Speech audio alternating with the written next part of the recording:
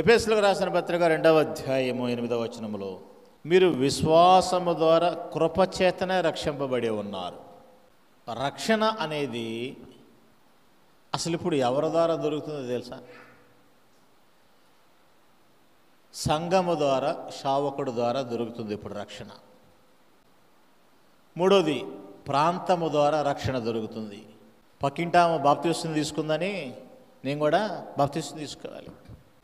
ఆ ప్రాంతంలో జనసమూహము రక్షింపబడ్డారని మేము కూడా రక్షింపబడతాం. ఒక మాట చెప్పాలంటే, రక్షణకు అర్థం లేకుండా తెలియకుండా, రక్షణకు అర్థం తెలియకుండా మందిరానికి వచ్చే వాళ్ళు చాలామంది ఉన్నారు. అసలు రక్షణ అంటే ఏంటి? రక్షణ అంటే ఏంటి తెలుసా? ఆపదలో ఉన్నప్పుడు దాని నుండి కాపాడబడుట రక్షణ. అవునా కదా? ఒక నదిలో ఒక వ్యక్తి కొట్టుకొని పోతూ ఉంటాడు. ఒడ్డు మీద ఉన్న వ్యక్తులు ఇద్దరు ఉంటారనుకోండి. ఆ ఇద్దరిలో ఒక్కరికి మాత్రమే ఆ ఈత కొట్టేటువంటి సామర్థ్యం ఉన్నప్పుడు ఆ ఇద్దరిలో ఈత కొట్టే వ్యక్తే ఆ కొట్టుకుపోయే వ్యక్తిని రక్షిస్తాడు. అలాగనే పాప కోపములో, పాపపు బ్రతుకులలో, పాపపు జీవితాలలో జీవిస్తున్న మానవ జనసమూహమునకు పాపములో ఉన్న మనుషులు ఎవరూ రక్షించలేని పరిస్థితుల్లో ఉన్నప్పుడు పరిశుద్ధుడైన వాడు పరమ తండ్రి కుడిపాసమున కూర్చుండడం భాగ్యమని ఎంచుకోకుండా ఈ లోకానికి వచ్చి పరిశుద్ధుడైన వాడు పాపులను కాపాడబడుట రక్షణ. ఇప్పుడు తెలిసింది ఆ రక్షణకు అర్థం ఏంటో? రక్షణకు అర్థం ఏంటంటే, మనం ఆపదలో ఉన్నప్పుడు, మనం ప్రాణం పోతున్నప్పుడు, మనం బ్రతకలేనప్పుడు ధన సహాయమైన, మాట సహాయమైన, కూడుగుడ్డ సహాయమైన, లేకోకుండే మరి ఏ సహాయమైనా చేసే వాళ్ళని రక్షించే వాళ్ళు అంటారు. రక్షక భటులు పేరన్నారు ఎప్పుడన్నా? రక్షక భటులు, పోలీసు వాళ్ళని అంటారు రక్షక భటులు. తెలుగులో రక్షక భటులు వాళ్ళని అనేది. పోలీస్ కానిస్టేబుల్ని, ఎస్ఐ గారిని ఏమంటారు తెలుసా? రక్షక భటులు. అంటే ఈ సమాజానికి ఏదైనా సమస్య వచ్చినప్పుడు, ఈ పేదవాళ్ళకి ఏదైనా కష్టాలు వచ్చినప్పుడు, దుమ్మిగా ఎవరన్నా వాళ్ళ మీదకి వచ్చినప్పుడు వారిని కాపాడేటువంటి ఒక వ్యవస్థ, సంస్థలు ఉన్నాయి భూమి మీద. వాక్యం సెలవిస్తుంది. ఎఫెసీయులకు రాసిన పత్రిక 8వ అధ్యాయం, 2వ అధ్యాయము 8వ వచనములో మీరు విశ్వాసము ద్వారా కృపచేతనే రక్షింపబడి ఉన్నారు. అసలు దీని అర్థం తెలియని వాళ్ళు గుడిలు నిండుతున్నారండి. బాధాకరమైన విషయం. దీని అర్థం తెలియదు, గుడంతా నిండుతున్నారు. అసలు రక్షణ అంటే ఏంటి? బాప్తిసం అంటే ఏంటి? పాపక్షమాపణ అంటే ఏంటి? దేవుడిని ఆరాధించడం అంటే ఏంటి? దేవుని దగ్గరికి ఎలా వెళ్ళాలి, ఎలా పరిశుద్ధుడిగా వెళ్ళాలనేటువంటి ఒక భావన తెలియకుండా ఈరోజు గుడులు నిండుతున్నారు, మందిరాలు నిండుతున్నాయి, టెంటలు కూడా వేసి కూర్చోబెడుతున్నారు మందిరాలకు. రక్షణ అంటే అర్థం తెలియదు. అర్థం తెలియకుండా ఎందుకు వస్తున్నారు మందిరానికి? బాప్తిసం అంటే అర్థం తెలియదు, మారు మనసు అంటే అర్థం తెలియదు, పాపక్షమాపణ అంటే అర్థం తెలియదు. ఒకటే తెలుసు, యేసు ప్రభు తెలుసు, అంతేక. ఎందుకు తెలుసు? పుట్టుక దగ్గర నుంచి మనకు అదేగా పని, యేసు ప్రభు వారిని ప్రార్థించేది అదే తెలుసు. కానీ అపోస్తులుడైన పౌలు మహాశయుడు సెలవిస్తున్నాడు, మీరు విశ్వాసము ద్వారా కృపచేతనే రక్షింపబడ్డారు. విశ్వాసం ఎప్పుడు కలుగుతుందంటే, వినుట వలన విశ్వాసము కలుగుతుంది. ఏమి వినుట వలన అనగా, ఏమి వినుట వలన? క్రీస్తు అనేటువంటి మాటలు వినుట వలన. మరి దేని ద్వారా కూడా కాదు, ఇక ఏ మాటల ద్వారా కూడా కాదు, ఏ శావకుడి ద్వారా కూడా కాదు. పాస్టర్ గారు అనుకుంటారు, అబ్బా నేను ఇలా చాలా మంచిగా చెప్పాను, నేను చెప్పడం ద్వారా ఎంతమంది రక్షింపబడ్డారు అంటారు. పాస్టర్ గారి ద్వారా కాదు, కులం ద్వారా కాదు, మతం ద్వారా కాదు. అసలు ఇది మతమే కాదు. ఇది క్రైస్తవం అనేది మతం కాదు. క్రైస్తవం అనేది మనిషిని మార్చేది. పాపపు బ్రతుకుల నుండి పాపము తీసివేసుకొని కడగబడి పరిశుద్ధుడిగా నీతిమంతుడిగా పాపము జోలికి పోకోకుండా చేసేదే క్రైస్తవ్యము. కాబట్టి వాక్యం సెలవిస్తుంది, మీరు విశ్వాసము ద్వారా. ఏ విశ్వాసం అది? వినుట వలన విశ్వాసము, నమ్మటం వలన విశ్వాసము. చూడకుండా నమ్మేదే విశ్వాసము. చూసి నమ్మితే విశ్వాసం కాదు. ఎప్పుడు కూడా చూసి నమ్మితే విశ్వాసం కాదు. చూడకుండా. తోమా అంటున్నాడు, నేను వేలు పెట్టి చూస్తేనే నిన్ను నమ్ముతాను. అది విశ్వాసం కాదది. ఇప్పుడు ఉన్న కాలంలో మనమందరం నమ్మేది విశ్వాసము. ఎందుకంటే ఇప్పుడు దేవుడు లేడు ఇక్కడ. దేవుడు మరణించి ఉన్నాడు, ఆదరణకర్త రూపంలో ఉన్నాడు ఇక్కడ. ఆదరణను నమ్మటము విశ్వాసము, క్రీస్తును నమ్మటము విశ్వాసము, సైన్యములకు అధిపతి యెహోవాను నమ్మటము విశ్వాసము. ఈ విశ్వాసములో పాపమును మనం తీసివేసుకొని ప్రభు సన్నిధానమునకు మనం వచ్చి కృపచేతనే రక్షింపబడి ఉన్నారు. కృప, దేవుని కృప. కృప అనేది అర్థం ఏంటో తెలుసా? కృప అంటే కనికరము. కృప చూపించాయా మా మీద అంటే కృప చూపించు మా మీద అని అర్థం. కృపకు అర్థం ఏంటి? కనికరమును, దయయు, ప్రేమ అన్నీ ఉన్నాయి దానిలో. కృప, ఆయన కృపామయుడు, ఆయన కనికరము కలిగిన దేవుడు. అందుకనే కృప ద్వారానే, కనికరము ద్వారానే, అనగా ఆయన మనలను ప్రేమించి మనలను ఆయన బాగు చేయడానికి ఈ లోకానికి వచ్చి ఉన్నాడు ఆయన. అందుకనే ఆయన కృప విస్తారమైన కృప, ఆయన కృప. ఎఫెసీయులకు రాసిన పత్రిక 2వ అధ్యాయం, ఇదే అధ్యాయంలో 5వ వచనంలో చూసుకున్నట్టయితే, అయినను దేవుడు కరుణా సంపన్నుడై ఉండి మనము మన అపరాధముల చేత సచ్చిన వారమై ఉండినప్పుడు సైతము మన ఎడల చూపిన తన మహాప్రేమ చేత మనలను క్రీస్తుతో కూడా బ్రతికించెను. కృపచేత మీరు ఏం చేశారట? కృపచేత మీరు రక్షింపబడి ఉన్నారు. పాస్టర్ గారు మంచిగా దమ్మున్న వాక్యాన్ని చెబితే లేకుంటే రక్షింపబడ్డారా? స్వస్థత వరాలని చెప్పి మోసం చేస్తే రక్షింపబడ్డారా? టచ్ అని అంటే రక్షింపబడ్డారా? దయ్యాలు పోతే కొద్దిమంది గారడి విద్య కలిగిన వాళ్ళలాగా ఈ పాస్టర్ గారు దయ్యాలు వదిలేస్తాడని రక్షింపబడ్డారా?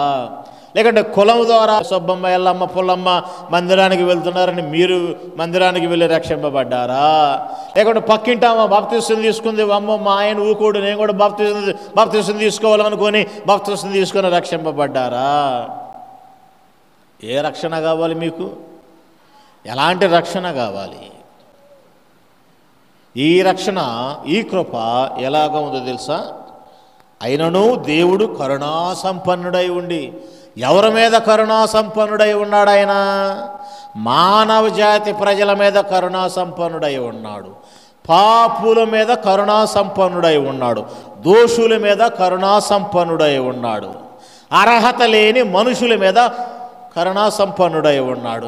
దగ్గరకు పోవటానికి కూడా వీలు లేని జనసమూహం విషయాలలో కరుణా సంపన్నుడై ఉన్నాడు. ఆయన ప్రేమామూర్తిగా ఉన్నాడు. ఆయన ప్రేమించాడు, హక్కున చేర్చుకున్నాడు అందరినీ.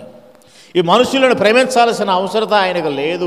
వాస్తవంగా ఆయన హస్తకృత్యములో తయారు చేసుకున్న ఈ మనుషుడు మాట విననొల్లని వాడిగా ఉన్నాడు. కాబట్టి ఈ మనుషుడు త్రోసివేయబడ్డాడు. ఈ మనుషుడు శాపానికి గురి అయ్యాడు. ఈ మనుషుడు సహవాసానికి దూరమైనటువంటి ఈ మనుషుడు అదే రకంగా కొన్ని వేల సంవత్సరాలు గడుపుతున్న సందర్భాలలో దేవుడు తన సింహాసనమును వదిలివేసి అక్కడ కూర్చుండడం భాగ్యమైన ఎంచక మనుషునితో గడపటానికి ఆయన వచ్చి పరిశుద్ధుడిగా 33.5 సంవత్సరాలు ఈ భూమి మీద గడిపి ఆయన దేహమును, ఆయన శరీరమును, ఆయన పరిశుద్ధతను ఈ ప్రజలకు అప్పగించి, ఇది మీ కొరకైన నా శరీరము, ఇది మీ కొరకైన నా రక్తము, నేను మీ కొరకు అప్పగిస్తున్నాను, దీనిని తినండి, దీనిని జ్ఞాపకం చేసుకోండి అని దేవుడు త్యాగము చేసినటువంటి ఈ కృప ఆయన కృప. అర్థమైంది? ఆయన కృప ఎంత భాగ్యము! ఏ కృప అది? ఆయన కరుణా సంపన్నుడై. అవునండి, భార్యను భర్త ప్రేమించకపోతే ఇంట్లో గిల్లిగజ్జాలే. భర్త భార్యను ప్రేమించకపోతే గిల్లి గచ్చాలు, భార్య భర్తని ప్రేమించకపోతే గిల్లి గచ్చాలు, కోర్టు మెట్లు ఎక్కుతున్నారు. ఈరోజు అనేకమైన సమస్యలు వస్తున్నాయి చిన్న ప్రేమ దొరకకపోతే. ఈరోజు మనం ఎట్టివారమైనా అవునా కదా, మనం అందరం ఎట్టివారమో దేవునికి తెలుసు. అయినా ఒకే మాట, కరుణా సంపన్నుడై ఉండి, దేవుడు కరుణా సంపన్నుడై ఉండి మనము మన అపరాధముల చేత చచ్చిన వారమై, మన అపరాధముల చేత చచ్చిపోయి ఉన్నాము. మనము అవ్వ ఆదాము ద్వారా ఏర్పడినటువంటి ఆ సంఘటన త్రోసివేయబడినటువంటి దగ్గర నుండి క్రీస్తు వచ్చి మరణించి తిరిగి లేచి ఆయన పునరుద్ధానుడిగా తిరిగి లేచినటువంటి అప్పటి వరకు కూడా ఆ యొక్క కరుణ మనకు లేదు, ఆ కృప మనకు లేదు. ఇప్పుడు చచ్చిపోయిన మన ఎడల, మనము మన అపరాధముల చేత చచ్చిపోయి ఉండినప్పుడు సైతము మన ఎడల చూపిన, ఎందుకంటే బిడ్డలు తప్పు చేసినప్పుడు మనం ప్రేమ చూపించలేము. వాస్తవంగా ఎవరి వల్ల కూడా కాదది, అవునా కదా. ఏం చేస్తాం, లాగి ఒకటి కొడతాం. మానవ ధర్మం ఇది. ఆఖరికి వాడు పరిగెత్తుకుంటూ రాయి తగిలి కింద పడ్డా లాగి ఒకటి కొడతాం. ఎందుకు పరిగెత్తుతున్నావు, ఎందుకు పడ్డావని. కానీ ఇక్కడ చూసుకున్నట్టయితే మన అపరాధముల చేత సచ్చిన వారమై ఉన్నప్పుడు సైతము మన ఎడల చూపిన తన మహాప్రేమ అంటారు. మహాప్రేమ, అసలు దేవుని ప్రేమనే మనము పొందుకోవటానికి అర్హులం కాదు. కానంట మహాప్రేమ అంటే ఇక దానికి కొలత లేదు. ఇక అంటే కొలత లేనంత ప్రేమను దేవుడు నీకు నాకు ఇచ్చి ఉన్నాడు భూమి మీద. అలాంటి ప్రేమను మన బిడ్డలకు మనం ఇవ్వలేము, అలాంటి ప్రేమను మన అల్లుడికి మనం ఇవ్వలేము, అలాంటి ప్రేమను మన యొక్క కూతురులకు మనం ఇవ్వలేము, అలాంటి ప్రేమను మన భార్యకు మనం ఇవ్వలేము, భర్తకి ఇవ్వలేము. భార్యను మోసం చేసే ఎంతమంది ఉన్నారు, భర్తను మోసం చేసే వాళ్ళు ఎంతమంది ఉన్నారు, సీక్రెట్గా మాట్లాడుకునే వాళ్ళు ఎంతమంది ఉన్నారు, రహస్య కార్యాలు చేసేవాళ్ళు ఎంతమంది ఉన్నారు. ఈరోజు విడాకులు, కోర్టులు ఎందుకు, సెటిల్మెంట్లు ఇవన్నీ ఎందుకంటే మనిషి యొక్క నైజం, మనిషి యొక్క తత్వము, మనిషి యొక్క పాపము పీడిస్తూ ఉంది. దేహములో, రక్తములో, శరీరములో, అవయవాలలో అవి పరుగులెత్తుతూ ఉన్నాయి. అలాంటి మరణకరమైనటువంటి మనుషుల విషయాలలో మీరు మరణించి ఉన్నారు నా దృష్టిలో, అయినా నేను మిమ్మల్ని ప్రేమిస్తున్నాను. ఏమంటే చచ్చిపోయిన ప్రేమిస్తారా? సరే కూర్చో ప్రేమించండి రా, 4 రోజులు ప్రేమించండి రా. ఒరే మీ తండ్రే కదా చచ్చిపోయింది, మీ తల్లే కదా చచ్చిపోయింది, కూతురులు కొడుకులు ఒక 4 రోజులు ప్రేమించండి, మీ తండ్రిని 4 రోజులు ఇంటి ముందు పెట్టుకోండి అంటే ఆ శవాన్ని 24 గంటలు దాటక ముందే గొయ్యి దగ్గరకు పంపిస్తారు. గొయ్యితో ఇవ్వేవాన్ని పెట్టె దగ్గరకు పంపిస్తారు, శవాన్ని ముందు పెట్టుకొని ఇంటి ముందు పెట్టుకొని. ఇది మనుషుల ప్రేమ. కానీ దేవుని ప్రేమ, నా దేవుని ప్రేమ, నువ్వు చచ్చిపోతే, నేను చచ్చిపోతే, శారీరకంగా చచ్చిపోయిన ఈ జీవితాలను, ఆధ్యాత్మికంగా చచ్చిపోయిన ఈ జీవితాలను వాక్యం సెలవిస్తుంది. మన అపరాధముల చేత చచ్చిన వారమై ఉండినప్పుడు సైతము మన ఎడల చూపిన తన మహాప్రేమ చేతను మనలను క్రీస్తుతో కూడా బ్రతికించును.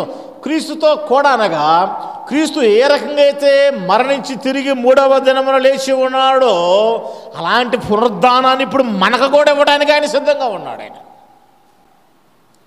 ఇప్పుడు వరకు ప్రపంచంలో క్రీస్తు సమాధి తప్ప ఖాళీగా ఉన్నది ఏదీ లేదు. అయితే అలాంటి ఖాళీ సమాధులను ఆయన వచ్చే సమయంలో మనల్ని కూడా, మన సమాధిని ఖాళీ చేయడానికి కూడా ఆయన ఆ కృపను, ఆయన ప్రేమను పంచి ఉన్నాడు. ఇది రక్షణ అంటే. రక్షణ కృప ద్వారా కార్యాలు జరిగించాలి. రక్షణ ప్రవర్తన ద్వారా చక్కటి మేలుకరమైన జీవితాన్ని జీవించాలి. రక్షణ ప్రవర్తన ద్వారా బాప్తిసానికి దారి తీయాలి. రక్షణ బాప్తిసము ద్వారా పాప క్షమాపణ, పశ్చాత్తాపమునకు దారి తీయాలి. పాప క్షమాపణ, పశ్చాత్తాపము దేవునికి దగ్గరగా తీసుకువెళ్ళాలి. దేవుని దగ్గరగా తీసుకువెళ్ళినది సహవాసానికి గురి అవ్వాలి. సహవాసానికి గురి అయినది నిత్యము ఆయనను ఆరాధించే బిడ్డలముగా మనం ఉండాలి. ఇదంతా ఒకదానికి లింక్ అన్నమాట. లింకు తెగిందో నువ్వు మళ్ళీ చచ్చిపోయిన వాళ్ళలాగే. లింకులు తెగిన వాళ్ళు చాలామంది ఉన్నారు నా దృష్టిలో. అవునా కదా? మన క్రైస్తవ జీవితాలలోనే ఎవరిని అనుకోవటానికి వీల్లేదు. హిందూస్నో ముస్లిమ్స్నో అనుకోవాల్సిన అవసరంలా. మన బిడ్డలను మనం సరి చేసుకుంటే చాలు. మన బంగారం మంచిదైతే మిగతా వాళ్ళని అనుకోవటం అవసరం లేదు. మన సంఘాన్ని మనం సరి చేసుకుంటే చాలు. మన క్రైస్తవ్యాన్ని మనం సరి చేసుకుంటే చాలు. సహవాసము ఆయన ప్రేమ చేత మనలను బ్రతికించెను. కృపచేత మీరు రక్షింపబడి ఉన్నారు. ఈ రక్షణ ఈ కృప ద్వారానే, దేవుని కృప ద్వారానే. ఆయన కృప అనగా దేవర్థం. కృప అంటే ఏంటి అర్థం? కనికరము, ప్రేమ, జాలి అన్నీ ఉన్నాయి దానిలో, కృప అనే దానిలో. రోమపత్రిక ఒకసారి మనం ధ్యానం చేసుకుందాం. 5:15 కూడా, అయితే అపరాధము కలిగినట్టు కృపావరము కలగలేదు. ఎట్లనగా ఒకని అపరాధం వలన అనేకులు చచ్చిపోయిన ఎడల మరి ఎక్కువగా దేవుని కృపయు యేసుక్రీస్తును ఒక మనిషిని కృపచేతనైనను దానమును అనేకులకును 16 మరియు పాపము చేసిన ఒకని వలన శిక్షావిధి కలిగినట్లు ఆ దానము కలగలేదు. ఎలయనగా తీర్పు యొక్క అపరాధము మూలముగా వచ్చినదై శిక్షావిధికి కారణమయ్యను. కృపావరమైతే అనేకమైన అపరాధము మూలముగా వచ్చినదై మనుషులను నీతిమంతులుగా తీర్చబడుటకు కారణమయ్యను. అసలు ఈ ఉన్నటువంటి సందర్భములో ఈ 15 రోమాపత్రిక 5:15, 16 చదువుకున్నట్టయితే యేసుప్రభు రాకముందు జరిగిన సంఘటనలను, యేసుప్రభు వచ్చిన తర్వాత జరిగిన సంఘటనలన్నీ కూడా ఇక్కడ రాయబడి ఉన్నాయి. అంటే పాత నిబంధన గ్రంథములో ఏం చేయాలో తెలుసా? తప్పిదం చేస్తే కంటికి కన్ను, పంటికి పన్నే. పాత నిబంధన గ్రంథంలో ఏ చిన్న తప్పు చేసినా మరణశిక్షే. అపరాధము వలన మరణశిక్ష వచ్చింది. క్రీస్తు ద్వారా వచ్చినటువంటి ఈ కృపావరం అంట నీతిమంతులుగా చేసింది. అర్థమవుతుందా? అయితే ధర్మశాస్త్రము ద్వారా వచ్చినటువంటి ఆ యొక్క ఆజ్ఞ అనేది మనుషులను చంపివేయడానికి సిద్ధంగా ఉంది, శిక్షించడానికి సిద్ధంగా ఉంది, మరణించడానికి సిద్ధంగా ఉంది, మరణం అప్పగించడానికి. అందుకనే ఈ క్రీస్తులో ఉన్న కృప మనిషిని బ్రతికిస్తుంది. అందుకనే మనము కొన్నిసార్లు చెప్పుకుంటాం, పాత నిబంధన గ్రంథానుసారముగా ఒక పాపము ద్వారా పట్టబడిన స్త్రీని ఈ శాస్త్రులు, పరిసయ్యులు, లేకుంటే ధర్మశాస్త్రం గ్రంథం తెలిసిన వాళ్ళందరూ రాళ్ళు తీసుకొని కొట్టి చంపాలని చూస్తూ ఉంటారు.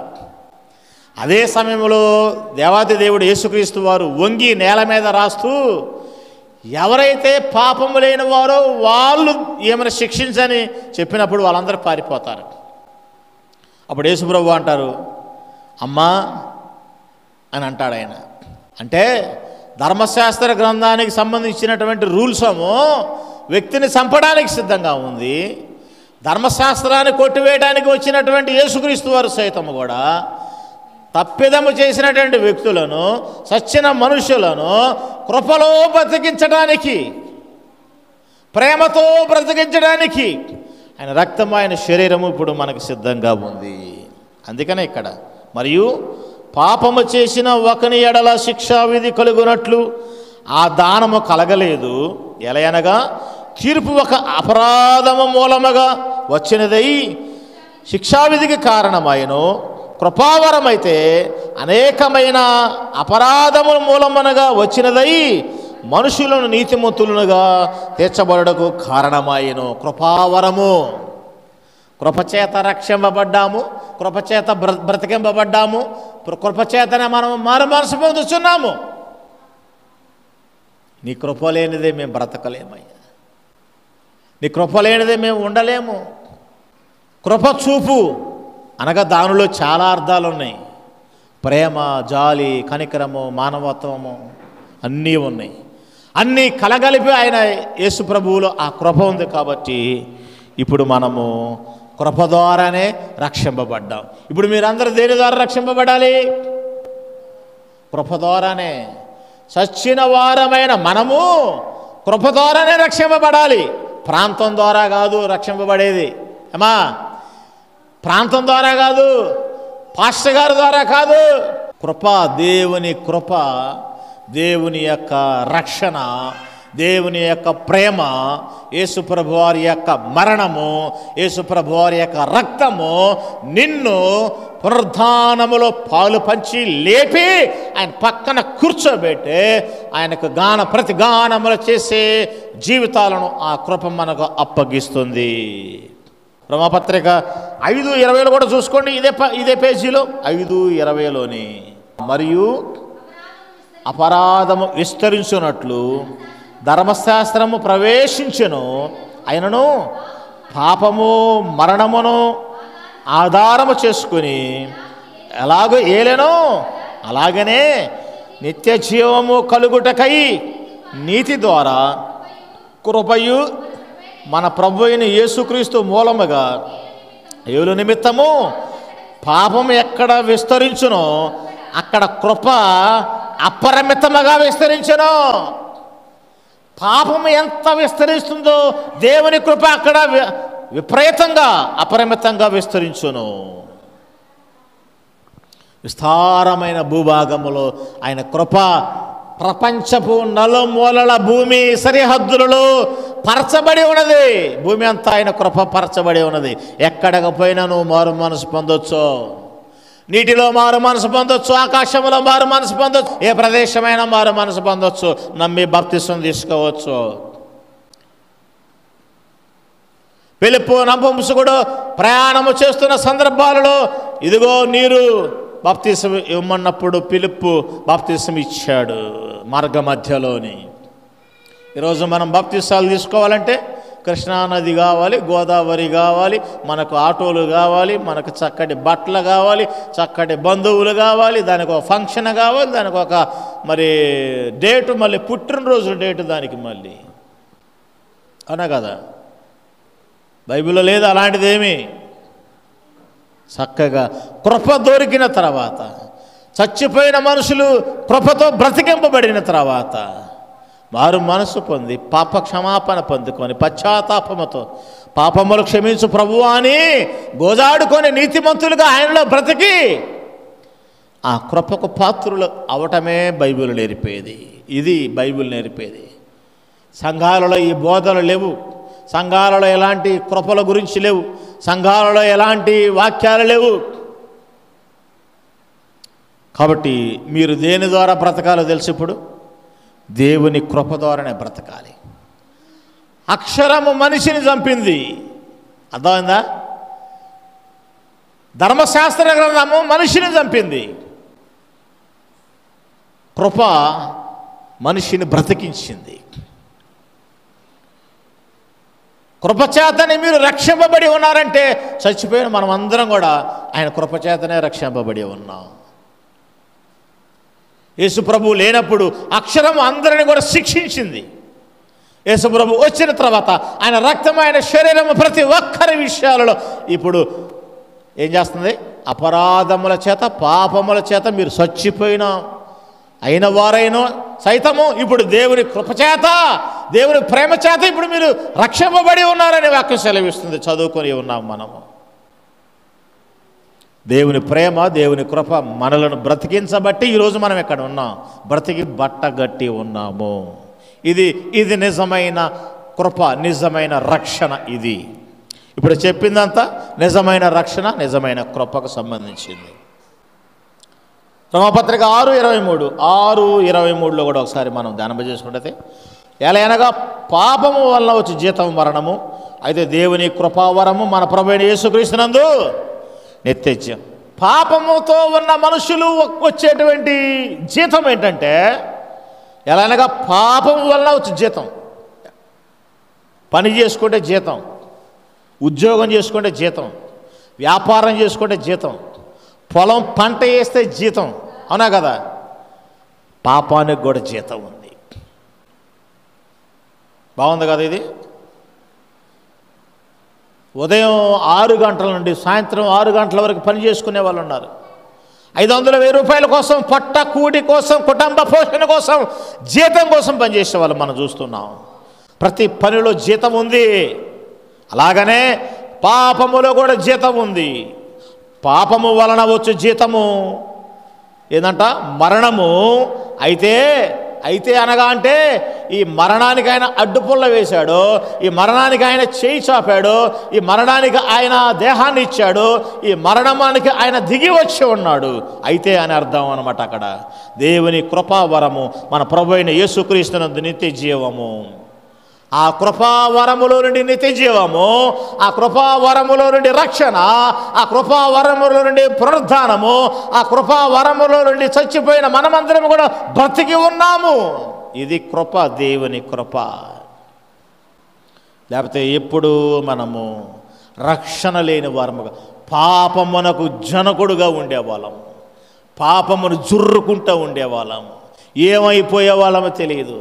నన్ను అంటూ ఉంటారు చాలామంది, నాతో పాటు చదువుకునే నా ఫ్రెండ్స్ ఒక్కోసారి బయట కనబడ్డప్పుడు, అరే నువ్వు పాస్టర్ అవ్వటం ఏంటారు అసలు అంటే వాళ్ళకి లేదు. నా ప్రవర్తన నేను చదువుకునేటప్పుడు 10వ తరగతి దాకా, ఇంటర్ దాకా, డిగ్రీ దాకా చదువుకున్నటువంటి చదువులలో నా ప్రవర్తన చూసినటువంటి స్నేహితులు అంటారు, అరే నువ్వు పాస్టర్ అవ్వటం ఏంటారు అసలు, మాకు విచిత్రంగా ఉంది, నువ్వు పాస్టర్ అయ్యావా, నీ కోపము, నీ ప్రవర్తన, నీ విధానము అసలు నీకు దానికి పొంతం లేదుగా, నీకు దానికి పొంతం లేదుగా. అప్పుడు అనుకునేవాడిని, నిజమే, నేను పాస్టర్ని కాకపోతే ఈ పాటికి ఎప్పుడో జైలు పాలయ్యేవాడిని, ఎవరినో ఒకట కొట్టేవాడిని, ఎవరినో ఒకటి తిట్టేవాడిని, ఎవరినో ఒకట ఏదో ఒకటి చేసేవాడిని, జైలు పాలయ్యేవాడిని. అవునే కదా? ఇదేగా జరుగుతుంది. లేకుండా చెడు ప్రవర్తన కలిగి ఉండేవాడిని, లేకుంటే శారీరక సంబంధాలు కలిగి ఉండేవాడిని, జోదము, లేకుంటే త్రాగుబోతు తత్వము, లేకుంటే పేకాట. ఈ అరుంధతి నగరంలో ఎంతమంది అయితే స్వేచ్ఛగా బతుకుతున్నారో నేను కూడా అలా బతికేవాడిని. కానీ కృప నాకు ప్రత్యేకమైన దారిని ఏర్పాటు చేసింది. కృప ఆశ్చర్యకరమైన క్రియలను ఏర్పాటు చేసింది. ఏ స్నేహితులైతే నువ్వు సేవకుడువా, నువ్వు పాస్టర్ అని వాళ్ళు విభ్రాంతి పొందుతున్నారంటే ఈ కృప దాని మధ్యలో నిలవబడి ఉన్నది. ఈ కృప ఒక మనిషిని చేసింది, ఒక సత్ప్రవర్తన కలిగిన వానిగా చేసింది, ఒక పౌరుషము కలిగిన వానిగా చేసింది, ఒక నీతిమంతునిగా చేసింది, ఒక పాపమునకు భయపడేవానిగా చేసింది. ఈ కృప దేవుని కృపదే. ఎలా అనగా పాపము వలన వచ్చు జీతము మరణము, అయితే దేవుని కృపావరము మన ప్రభు అయిన యేసుక్రీస్తునందు నిత్య జీవము. అంటే నా మరణ అనంతరము కూడా నేను నిత్య జీవం పొందుకునేటువంటి ఒక కృపను నేను పొందుకొని ఉన్నాను. నా మరణ అనంతరము తీర్పు దినాన నేను ఆయన ముందర నిలవబడే కృపను పొందుకొని ఉన్నాను. తీర్పు ద్వారా వచ్చే ప్రతి ఫలము ద్వారా నేను ఆయన సింహాసనం ఎదుట పొందుకునే కృపను పొందుకొని ఉన్నాను. ఆయన కుడిపాసమున కూర్చొని కృపను పొందుకొని ఉన్నాను. ఆయన పాట పాడుకునే కృపను పొందుకొని ఉన్నాను. ఆయన గ్రంథాన్ని విప్పుకునే కృపను పొందుకొని ఉన్నాము మనమందరము. ఆయన వాక్యాన్ని చదువుకునే కృపను పొందుకొని ఉన్నాము మనమందరము. దేవుని కృపావరం అంట ప్రభు అయిన యేసుక్రీస్తునందు నిత్య జీవము, అంటే నిత్యము జీవించేది, ఆకలి దప్పిక లేని జీవితము, పాపము లేని జీవితము. అర్థం. అక్కడ ఏడుపును పండ్లు కొరుగుట కూడా ఉండదని ప్రకటన గ్రంథంలో రాయబడి ఉంది. క్రొత్త ఆకాశములో క్రొత్త భూమిలో మనం జీవించే నిత్య జీవము కలిగిన జీవితము, ఆ కృపను మనం పొందుకుంటే. కాబట్టి దేవుని కృప విస్తారముగా పందిరి వేసినట్టు భూమి మీద ఉంది. దాని నీడలోనికి వస్తే, దానిలోనికి వస్తే రక్షింపబడతావు. పాపము దూరంగా ఉంటుంది, చక్కటి ప్రవర్తన వస్తుంది, చక్కటి పేరు ప్రఖ్యాతలు వస్తాయి, చక్కటి విలువ వస్తుంది. ఈరోజు బజారున బడి నడుచుకుంటూ పోతూ ఉంటే చాలామంది వందనాలు వందనాలు అని పెడుతున్నప్పుడు ఈ వందనాలు వెనుక కృప. నాకు వందనాలు పెట్టడం ఏంటి? నేను ఎవరిని? సామాన్యమైనటువంటి అరుంధతి నగరంలో ఒక మనిషిని. కానీ నన్ను ప్రేమించేవాళ్ళు, నన్ను అర్థం చేసుకునేవాళ్ళు, నేను సేవకుడని గుర్తించిన వాళ్ళు, పెద్దల దగ్గర నుండి చిన్నల దగ్గర నుండి అందరూ కూడా అయ్యా వందనాలు, అయ్యా వందనాలు అన్నప్పుడు ఈ వందనాలు అనే పొందుకునే దానిలో దేవుని కృప నిండి ఉన్నది, పేరు ప్రఖ్యాతులు నిండి ఉన్నది, సత్ప్రవర్తన నిండి ఉన్నది. భార్యను ఎలా ప్రేమించాలో నేర్పబడినది ఈ కృప, బిడ్డలను ఎలా పెంచాలో నేర్పబడినది ఈ కృప, కుటుంబానికి నేను ఎలా సత్పురుషుడిగా ఉండాలో నేర్పింది ఈ కృప. లేకపోతే నా కుటుంబంలో సంతోషం ఉండేది కాదనుకుంటా, లేకపోతే నేను కుటుంబాన్ని ప్రేమించేవాడిని కాదనుకుంటా, లేకుంటే అంతగా నేను సేవా పరిచర్య చేసేవాడిని కాదనుకుంటా. ఈ కృపకు దూరం అయిపోతే నేను ఎప్పుడూ ఏమైపోయేవాడిని మాకే తెలియదు. దేవుని కృప బిడ్డలను, భార్యలను, ఇగో ఆ కుటుంబ సభ్యులందరి మీద కూడా ఆయన రెక్కల నీడలో భద్రపరచబడిన కృప దాగి ఉంటుంది. ఎప్పుడో తెలుసు అది? పాపము తీసివేసుకోవాలి. జీతము పొందుకోకుండా, పాపానికి జీతం పొందుకోకుండా దేవుని కృపావరం పొందుకోవాలి, వరం పొందుకోవాలి. ఆ వరాన్ని పొందుకుంటే నిత్య జీవాన్ని కలిగి ఉంటాం. ఆ నిత్య జీవములు మనము నిత్యము ఆయనతో జీవించే వారముగా ఉంటామని కూడా వాక్యము సెలవిస్తున్న అంశాన్ని మనం చూసుకోగలుగుతున్నాం. వీరు గొర్రెపిల్ల రక్తముల వస్త్రములు ఉతుకుకొని తెలుపు చేసుకొనిరి, అందువల్ల వారు దేవుని సింహాసనం ఎదుట ఉండి రాత్రింబవళ్ళు ఆయన ఆలయములు ఆయన సేవిస్తున్నారు. సింహాసనమైన వాడు తానే తన గుడారములు వారి మీద కప్పెను, వారికి ఇక మీదట ఆకలైనను దాహమైనను ఉండదు, సూర్యుడైనను ఏ వడగాలనైనను వారికి తగలదు. ఎలయనగా సింహాసన మధ్య నుండి గొర్రెపిల్ల వారికి కాపరి జీవ జలముల బొగ్గెతకు వారిని నడిపించును. దేవుడే వారి కన్నుల నుండి ప్రతి బాష్ప బిందువును తుడిచివేయును. ఇలాంటి లోకములోనికి మనం ప్రవేశించాలంటే చచ్చిపోయిన మనమందరం కూడా దేవునిలో బ్రతికింపబడాలి, సత్ప్రవర్తన కలిగి ఉండాలి, మారు మనసు పొందాలి, బాప్తిసం తీసుకోవాలి, మనము ఆయన మార్గములో నడవాలి. కొద్ది మాటలు దేవుడు దీవించునుగాక. ప్రార్థన చేసుకుందాం.